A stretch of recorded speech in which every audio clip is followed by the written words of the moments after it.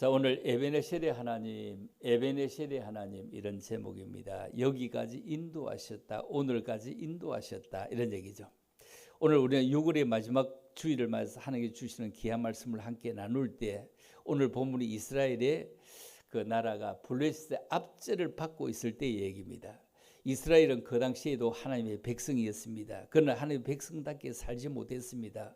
법궤가 빼앗겼다. 그리고 나라가 두려움에 가득 차 있었다. 왜 이런 일이 일어났을까요? 하나님께 능력이 없어가 아닙니다. 하나님의 백성이 하나님을 떠났기 때문에 그렇습니다. 그래서 우리는 하나님께 사무엘을 세워서 백성들에게 전심으로 여호와께 돌아오라 이렇게 말씀을 하고 있는 것을 쳐다볼 수가 있습니다. 우리가 세월이 참 빨리 간다 이렇게 얘기하지만 옛날의 어른들을 생각해 보면 곰곰이 지금은 세월이 빨리 간다지만 옛날에는 세월이 안 가서 큰일이었다 생각을 해봅니다. 왜 세월이 안 가서 그렇게 큰일이었을까요? 그때는 겨울이면 추우니까 빨리 겨울이 지나가야 되겠다. 지금처럼 지낼 수 있는 환경이 잘 안 되기 때문에 빨리 다가가야 되겠다. 그리고 빨리 봄이 와야 나무를 뜯고 풀을 뜯어서 먹을 것이 있을 것인데 먹을 것이 모자라서 빨리 봄이 오기를 바랐습니다. 봄이 오면 또 무엇이 빨리 오기를 바랍니까? 빨리 보리타작이라도 해 먹을 것을 할 텐데 금방 지나가면 빨리 가을이 와야 또 추수해서 먹을 것이 일 텐데 먹을 것이 궁에서 빨리 오기를 바랐습니다. 얼마나 빨리 오기를 바라는지 모릅니다. 그런데 지금은 먹을 것이 여유가 넉넉하니 추워도 끄떡없고 더워도 끄떡없으니 세월이 너무너무 빨리 가는 것 같은 똑같은 시간임에도 불구하고 그때 시간은 늦게 가고 지금 시간은 빨리 가는 것이 아니고 꼭 같음에도 불구하고 우리들의 환경과 우리들의 삶의 자체가 달라서 세월이 빨리 가는 것 같고 빨리 안 가는 것 같았을 것입니다. 자, 첫 번째 볼까요? 우리가 전심으로 돌아오라. 전심으로 여호와께 돌아오라. 오늘도 하나님께서 우리에게 같은 말씀을 합니다. 내게 돌아오라. 우리의 신앙은 언제부터 여기까지입니까? 너희가 전심으로 여호와께 돌아오려거든. 여기 전심이다. 이름 전심이다. 이 말은 마음의 절반의 전체의 마음이다. 이 말은 전체의 마음. 마음의 반이 아니라 온 마음이다. 온 뜻이다. 온 힘을 다한다. 하나님은 형식적인 신앙을 원하지 않고 주일에는 하나님을 잘 섬기고 평일에는 세상에 나가서 세상을 붙드는 신앙이라기보다 삶 전체가 하나님을 향한 신앙을 원하고 있습니다. 우리의 마음은 어디를 향하고 있습니까? 상당히 많은 사람들이 돈을 쫓아 향하고 있습니다. 그리고 건강을 쫓아 향하고 있습니다. 자녀를 쫓아갑니다. 그러나 사실 하나님은 우리의 중심을 봅니다. 그거 쫓아가는 것을 다르게 보는 것은 아닙니다. 사람은 겉모습을 보지만 하나님은 믿음을 보시고 우리의 마음을 보십니다. 그래서 우리의 회개의 첫걸음은 행동이 아니라 우리의 마음이다. 전심 전체의 마음을 돌이킨다 하는 게로 방향을 바꾼다. 죄에서 하나님께로 방향을 바꾼다. 탕자가 아버지의 집으로 돌아왔을 때 아버지는 쫓아내지 않고 달려가서 안아주었습니다. 하나님은 돌아오는 사람을 정죄하고 그럴 줄 알았다가 아니라 그냥 품어주십니다. 우리가 기도를 잃어버리기도 하고 말씀을 멀리하기도 하고 예배가 형식이 되기도 하지만 그러나 우리가 돌아오는 사람 전심으로 돌아오면 하나님은 언제나 전심으로 돌아오기를 기다리고 있습니다. 뭘 하라고? 이방 신을 버리고 아수들의 신을 버리라 이렇게 말합니다. 이스라엘의 문제는 하나님 믿지 않는 것이 아니라 우상과 함께 하나님을 섬겼다. 하나님을 안 섬긴 것이 아니라 우상과 함께 섬겼다. 바알 신은 뭐냐면 그 당시에 잘 사는 거 풍요를 엄청나게 상징하는 풍요의 신입니다. 그래 잘 사는 것을 의미했고 아스타로스는 뭘 의미하는 다산 많이 낳는 것을 상징했습니다. 그래서 그때 백성들은 하나님을도 믿고 우상도 섬겨서 바알을 섬겨서 잘 살자, 아수도를 섬겨서 많이 낳자, 이것이 그들이 하나님을 안 섬긴 것이 아니라 함께 이것도 좋고 저것도 좋고 간세보살 할렐루야 아멘 이렇게 섬기는 것처럼 이 말입니다. 여러분, 하나님은 함께 섬기는 신앙을 받지 않습니다. 오늘 우리의 우상은 무엇입니까? 돈보다 하나님이 앞서 있어야 되는데 그런데 우리는 정말로 하나님보다 돈이 앞서 있고 돈보다 자녀가 앞서 있고 더 소중한 자리에 세상의 성공이 하나님보다 먼저 앞서 있다는 겁니다. 우상은 반드시 돌이나 나무로 만든 형상만 우상이라고 말하는 것이 아니라 하나님보다 더 사랑하는 것이 있다. 하나님보다 더 사랑하는 것이 있다. 그것이 우상이라는 겁니다. 그래서 마음을 여호와께로 향하여, 즉 신앙은 발의 문제가 아니라 마음의 문제구나. 예배당에 와 있는데 마음이 세상에 있느냐, 이 얘기죠. 반대로 병상에 누워 있는데도, 병상에 누워 예배당에 못 나오는데도 우리의 마음이 주를 향하고 있느냐, 이거는 또 다르다는 겁니다. 이게 참된 예배. 우리의 마음을 받으시는, 우리의 몸이 언젠가는 못 움직일 때에 그때 우리의 마음이 주께로 향하여 있어야 되는데 이 말입니다. 기도하면서 마음을 드리고, 찬양하며 마음을 드리고, 현금할 때도 마음을 드리고, 봉사할 때도 마음을 드리는 것, 마음을 드리는 사람이 하나님께 가장 큰 예배를 드리는 사람입니다. 그만을 섬기라, 그만을 섬기라. 사무엘이 이렇게 말씀합니다. 5일은 한 절 한 절 풀어서 말씀을 나누어보고, 오전에는 그냥 통째로 말씀을 한번 나누겠습니다. 그만을 섬기라. 사무엘은 분명히 말합니다. 그만을 섬기라. 하나님을 섬기는 신앙인데, 예수님도 말씀하시기를 한 사람이 두 주인을 잘 섬기기 어렵다. 우리 인생은 하나를 선택한다. 하나님을 주인으로 모시면 하나님께서 우리의 삶을 책임져 주실 것이다. 그리하면 블레셋 사람의 손에서 너희를 건져내실 것이다. 이것은 회개가 먼저이고 구원이 그 다음이며 순종이 먼저이고 축복이 그 다음이다. 오늘 사람들은 문제부터 해결되기를 바랍니다. 하나님은 먼저 하나님께 돌아오라. 돌아오면 하나님께서 내가 너희와 함께 해주시겠다. 하나님께서 길을 열어주시겠다. 하나님이 회복시켜 주시겠다. 우리가 상반기를 돌아보면 우리도 하나님 앞에 자신을 돌아볼 때 혹시 하나님보다 사랑했던 것이 얼마나 많았던지, 기도보다 걱정을 얼마나 붙들고 살았든지, 감사보다 우리는 원망의 자리가 얼마나 넓었던지, 혹시 우리는 사무엘의 음성을 우리의 음성으로 삼아보면서 전심으로 반만 아니라 전체의 마음으로 여호와께로 돌아오라. 돌아오면 하나님은 결코 외면하지 않아 주시겠다. 오늘 이 시간 우리의 마음을 하나님께 드리고 하나님만 섬기는 결단하는 성도들에게 우리가 남은 6개월도 긴 6개월에 대해서 에베레셀의 하나님이 함께하는 그런 놀라운 은혜가 있을 줄 믿습니다. 자, 두 번째 봅니다. 두 번째, 회개하는 백성을 반드시 회복시켜 주십니다. 이방신들과 아스토롯을 너희 중에서 제거하고, 이 말은 오늘 읽은 이 에베네시 사건은 하루아침에 일어난 사건이 아니라 사무엘이 갑자기 돌로 하나를 세운 것이 아니라 그 앞에 백성들의 눈물과 회개가 있습니다.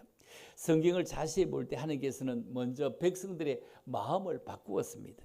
그 다음에 환경을 바꿉니다. 오늘날 사람들은 환경이 바뀌어지면, 사업이 잘 되면, 이것저것 잘 되면 누가 못하겠어 하며 환경이 바꾸어지길 바랍니다. 먼저 사업이 잘 되기를 바라고, 병이 낫기를 바라고, 자녀가 잘 되기를 바랍니다. 그러나 하나님은 말씀하시기를 내게로 오라. 너희가 전심으로 여기에 돌아올리면 이방신들과 아수롯을 다 내게 제거하고 마음을 전심으로 나에게로 돌아오라고 말합니다. 이 말씀은 당시 이스라엘 백성들의 가장 큰 문제를 드러내고 있습니다. 그들은 하나님을 버린 것도 아니고 하나님도 섬기고 우상도 함께 섬기는 것, 이것을 가장 하나님이 싫어하셨다. 이것도 좋고 저것도 좋다가 아니야. 너희 중심에 무엇이 있느냐, 너희 마음속에 무엇을 섬기느냐, 너희 중심에 무엇이냐. 입술로는 하나님을 말하는데 실제 삶에서는 돈과 세상의 성공을 너무 의지하고 있는 것 아니냐. 하나님이 우리의 중심을 보시는데 하나님께 돌아오는 것이 회복의 시작이지 않느냐. 당자가 집을 떠났을 때 모든 것이 잘 되는 것처럼 보입니다. 왜? 돈 많이 들고 나갔죠.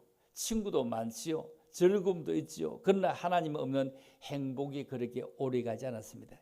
재산이 금방 없어지고 친구도 금방 등을 돌리고 먹을 것이 없어 돼지 우리에서 함께 지내게 될 때, 그때 그가 이에 스스로 돌이켜 누가 아무 얘기 하지 않습니다. 스스로 돌이켜, 즉 회개의 시작은 남을 탓하는 것이 아니라 스스로 돌이켜 자신을 돌아보는 것입니다. 오늘 우리도 하나님 앞에서 자신을 돌아보는 것, 혹시 스스로 돌이켜서 말씀을 읽는 시간이 너무 줄어들지 않았는가? 기도하는 시간이 너무 줄어들지 않는가? 예배를 소홀히 하는 시간이 너무 줄어들지 않는가? 내가 감사보다 불평하는 시간은 늘어나면서 감사 시간이 줄어들지 않는가? 우리가 하나님께 돌아가는 순간이 바로 회복을 의미하는 것입니다. 우리가 미스바의 눈물, 이스라엘 백성 미스바에 모였습니다. 그리고 물을 길러서 하나님께 부었습니다. 여기에 물을 길러 부었다. 물이 그때 참 귀한 동네입니다. 물이 얼마나 귀한지 모릅니다. 그런데 이 물은 눈물을 상징하는 것입니다. 즉 우리의 마음을 쏟아놓습니다. 우리가 잘못했습니다 하며 금식합니다. 죄를 고백합니다. 그리고 자존심을 내려놓습니다. 하나님은 그런 백성을 외면하지 않았습니다. 사랑하는 성도 여러분, 눈물의 기도는 결코 헛되지 않습니다. 어머니의 눈물은 자녀를 살리고, 아버지의 눈물은 가정을 살리고, 교회의 눈물은 함께 공동체를 살리고, 우리나라도 민족이 어려울 때마다 기도하는 백성들이 얼마나 많은지 모릅니다. 나라가 위기에 처했을 때 정말로 나 자신을 위해서나 나를 위해서 밤을 새고 기도할 때가 얼마나 많습니까? 하나님은 그 기도를 들었습니다. 위기는 축복의 시작이 될 수 있습니다. 이스라엘이 미스바에서 예배드리고 있을 때 블레셋 군대가 쳐들어옵니다. 예배를 드리고 있는데 쳐들어옵니다. 이상하지 않습니까? 예배를 드리고 있는데 시험이 왔다. 내가 하나님을 섬기는데 시험이 찾아왔다. 기도하는데 어려움이 왔다. 신앙생활 잘 하려고 하는데 왜 이렇게 시험이 오느냐? 그런데 성경은 말하고 있습니다. 시험이 왔다고 내가 너희를 떠난 것이 아니다. 오히려 하나님께서 내가 너희를 향해서 역사하실 기회가 찾아온 것이다. 우리는 하나님 앞에 쉬지 말고 기도해야 된다. 블레셋 군대가 가까이 왔을 때 백성들은 사무엘에게 부탁을 이렇게 합니다. 예전 같으면 무기를 찾을 것인데 기도를 찾습니다. 예전 같으면 사람을 의지했을 것인데 이제는 하나님을 의지합니다. 신앙이 성숙하면 먼저 기도하게 되고, 급하면 무릎을 꿇게 되고, 문제가 커지면 사람으로 해결될 수 있으면 하나님을 찾아가게 됩니다. 하나님의 친히 싸웁니다. 사무엘의 번제를 드릴 때 하나님이 큰 우레를 내립니다. 블레셋 군대는 엄청난 소리에 혼란에 빠집니다. 이스라엘 백성이 그때 승리하게 됩니다. 이 중요한 것은 하나님께서 먼저 싸워주시다는 겁니다. 출애굽에서도 하나님은 말씀합니다. 여호와께서 너희를 위해 싸우시리라. 우리 인생도 마찬가지로 내가 열심히 해도 내 힘으로 해결되지 않는 것이 얼마나 많이 있습니까? 사람의 지혜로 풀리지 않는 것이 얼마나 많이 있습니까? 그러나 하나님께 섬기면 하나님께서 길을 여십니다. 물론 하나님께 맡긴다, 이 말은 우리가 아무것도 하지 않는다 이런 뜻이 아닙니다. 하나님께 맡긴다, 기도만 하고 계속 있으면 맡긴다, 그건 아닙니다. 우리는 최선을 다합니다. 하나님께 맡기다면 덜에 나가서 씨를 뿌려야죠. 잡초를 뽑아야죠. 풀을 뽑아야죠. 그리고 싹을 틔워주고 키우는 하나님이지만, 그러나 관리하고 돌아보고 또 함께 열심히 땀을 흘리는 것은 우리의 몫입니다. 우리도 열심히 살아야 됩니다. 그러나 성공을 교만하게 자꾸 여기지 말고, 실패를 절망으로 삼지 말고, 결국 우리를 붙드시는 분은 하나님이시니, 오늘 우리가 에베네셀 돌아보면서 지금 우리가 존재하고 있는 것은 우리도 교회가 건물이 있어서가 아니라, 목사가 잘해서가 아니라, 성도가 훌륭해서가 아니라, 우리가 하나님이 우리를 붙드셨다. 하나님이 붙드셨다. 그렇죠? 하나님이 붙드셨다.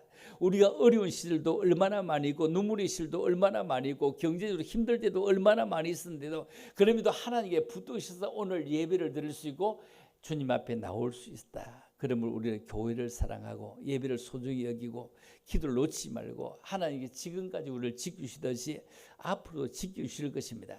회개하는 사람은 회복시키는 하나님의 은혜를 정언하는 그런 증거의 돌이 될 것입니다. 오늘 우리도 하나님의 정직하게 나가서 하나님, 제 마음을 새롭게 하여 주세요.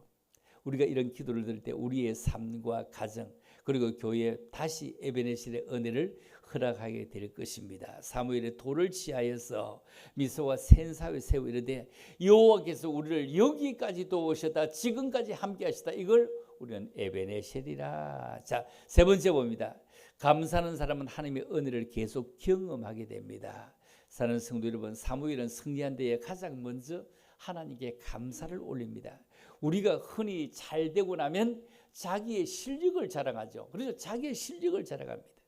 그것이 자랑하고 싶어집니다. 내가 열심히 해서 이렇게 됐다. 내가 잘 준비했기 때문에 이렇게 됐다. 내 실력이다. 그런데 사무엘은 그렇게 하지 않습니다.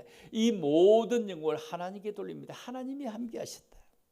그는 돌을 세우면서 외칩니다. 지금까지 우리를 도우신 분은 하나님이다. 돌을 세우면서 이 돌이 에베네셀 여호와께서 지금까지 함께하셨다.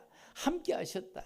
우리를 도우신 분은 하나님이시다. 이 고백이 믿음의 고백이요 감사의 고백입니다. 오늘 우리도 이 고백을 해야 됩니다. 내가 여기까지 온 것은 여호와의 은혜다.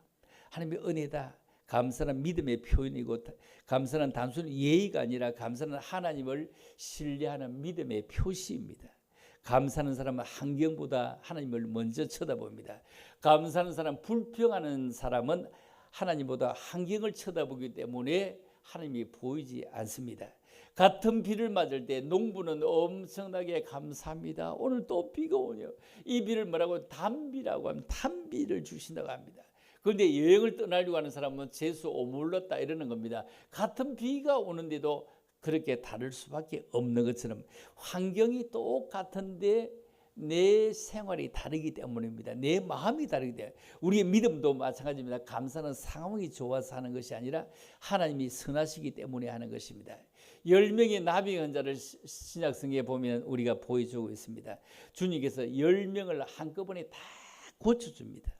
10사람 모두가 다 함께 동시에 나왔습니다. 그러나 감사로 돌아온 사람은 한 사람뿐이었습니다. 하나님께서 다 낫게 해주는데 예수님이 말씀합니다. 10사람이 다 나음을 받지 않았니? 받지 않았니? 한 사람이 돌아왔을 때 다 낫지 않았니? 다 낫지 않았니? 네, 함께 나왔어요. 함께 나왔어요. 그런데 주님이 이리 말합니다. 그 9명 어디 갔니? 9명 어디 갔니? 물어봅니다. 이 사람이 어떻게 알겠습니까? 감사로 온 이 사람이 어떻게 알겠습니까? 9명 어디 갔니?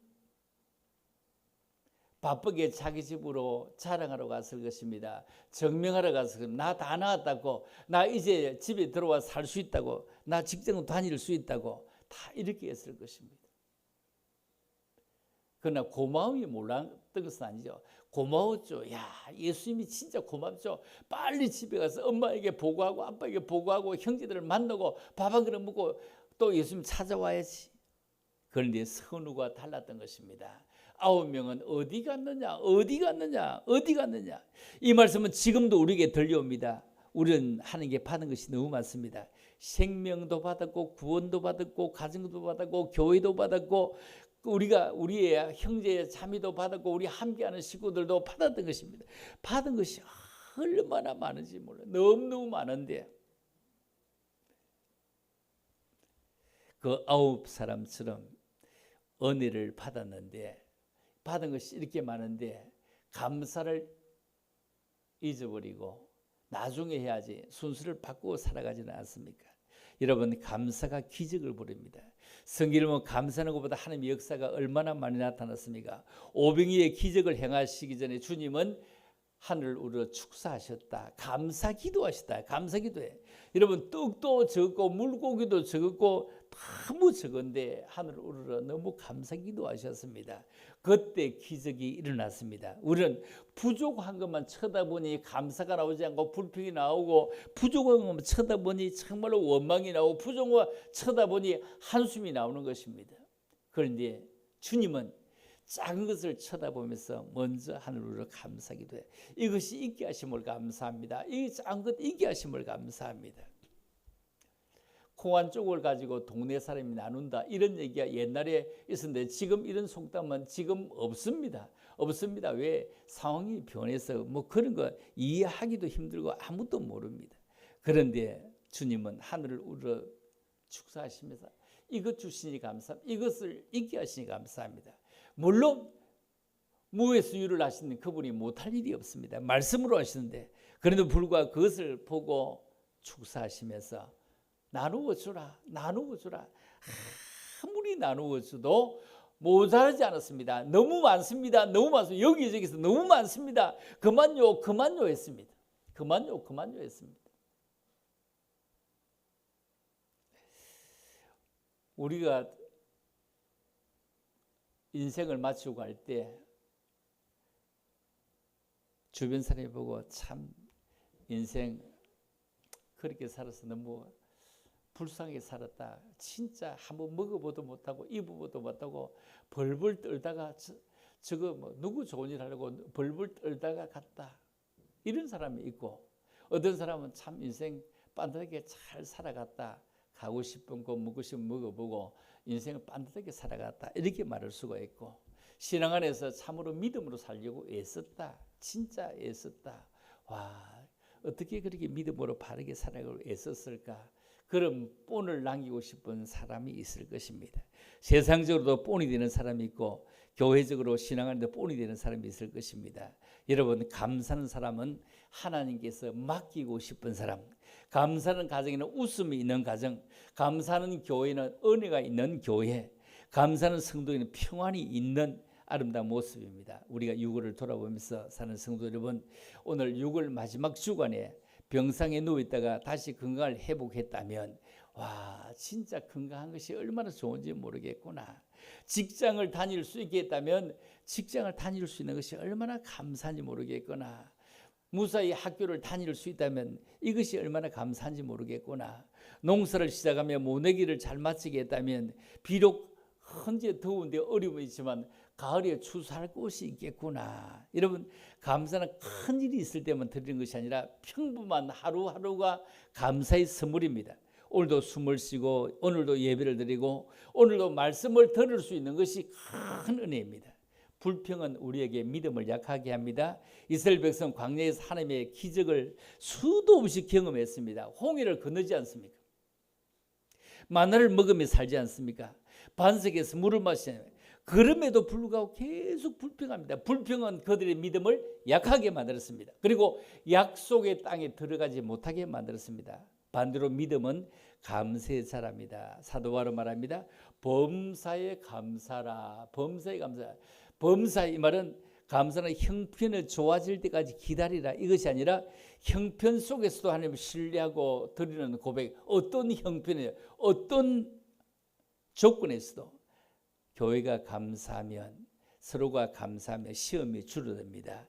가정에서도 수고했다고 고맙다고 감사도가 하면 서로 함께 살려가는 것입니다. 교회에서도 권사님, 집사님 정말로 감사하다고 고맙다고 하면 공동체가 따뜻하게 살아나게 되는 것입니다.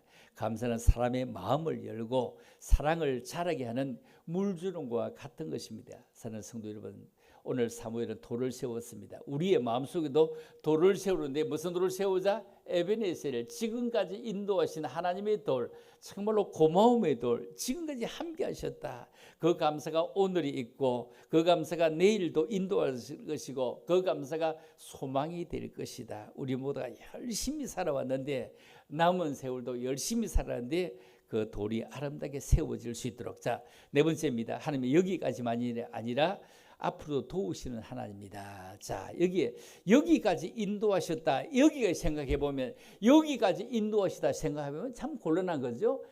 여기까지 인도하신 하나님이 앞으로도 도우실 것이다. 이게 더 중요하죠. 여기까지 인도하신 하나님이 앞으로 도우실 것이다. 우리가 늘 생각합니다. 지금까지 막 펑펑 퍼주고 이래가 앞으로 다 망할 것이다, 망할 것이다. 그런 얘기 오래전에 들었습니다. 오래전에 들었습니다. 문재인 정부 때 그렇게 퍼줄 때 나라가 지금 좀 망해야 되는데 아직도 안 망했습니다. 지금쯤 망해야 됩니다. 그렇게 어마어마하게요. 문재인 정부 때 퍼준 게 그 과거의 정부 우리나라가 생긴 것보다 더 많이 몇 배로 퍼줬는지 모릅니다. 그래도 안 망했습니다. 그러니 여기까지 인도하시다니 앞으로 인도하실 것이다. 이리 이해하면 너무 간단하죠. 앞으로 인도하실 거다. 참으로 얼마나 대단한 겁니까? 가끔만 얘기하는 말이 아닙니다. 여기까지, 이 말은 앞으로도 이 말입니다. 앞으로도. 우리가 자동차를 타고 먼 길을 갈 때는 내비게이션을 믿고 맡깁니다. 처음 몇 킬로만 안내해 주는 것이 아니라 목적지까지 안내합니다. 내비게이션 이거 희한합니다. 목적지에 중간에 우리가 잘못 가면 잘못 갔다고 성질도 안 내고 또 잡아주고 또 잡아줍니다. 여러분 옆에서 하면요, 한 두 분, 세 분 받고 나면 머리가 돌 때가 그러냐 뭐냐 하여튼 성질을 얼마나 낼지 모를 겁니다. 그런데 내비게이션은 성질 안 냅니다. 또 돌아가세요. 또 잘못하고 또 돌아가세요. 몇 분이든지 그래 합니다. 이 내비게이션을 하나님은 끝까지 우리를 책임지고 잘못하다 또 바꿔주고 또 바꿔주고 또 바꿔줄 것입니다. 여기까지 인도하시는 그 하나님은 남은 세월도 우리의 목적지까지 말이에요. 목적지까지. 중간 지점에까지가 아니라 목적지까지 끝까지 책임지시는 하나님. 아브라함을 부르실 때 하나님은 가라고만 하지 않고 약속의 땅까지 끝까지 붙으실 수 있도록 갈 수 있도록 이 모양처럼 중간에 어려움이 있으면 끝까지 인도했던 것을 쳐다보면서 여기까지가 아니라 끝까지 우리가 요거를 이제 보내면서 감사를 잃지 말고, 감사는 행복의 시작이요 감사는 믿음의 열매요.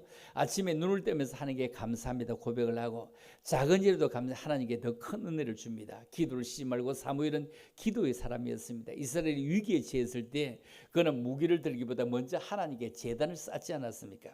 우리가 하반기도 기도로 시작하고 가정을 위해 기도를 시작하고 자녀를 위해 기도를 시작하고 교회를 위해서 나를 위해서 기도를 했으면 결코 넘어지지 않습니다.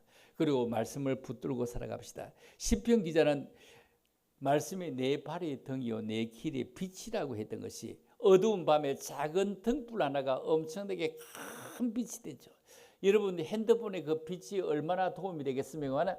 깜깜할 때 그 핸드폰의 그 불빛을 가지고 앞을 찾아 나갈 수 있는 것처럼 하반기에도 정말로 지금까지 인도하신 에베네시라 하나님이, 여기까지 인도하시는 하나님이 저기까지 끝까지 인도하시는 그 하나님을 믿고 끝까지 아름답게 살아가는 귀한 은혜가 있기를 주님의 이름으로 축복합니다.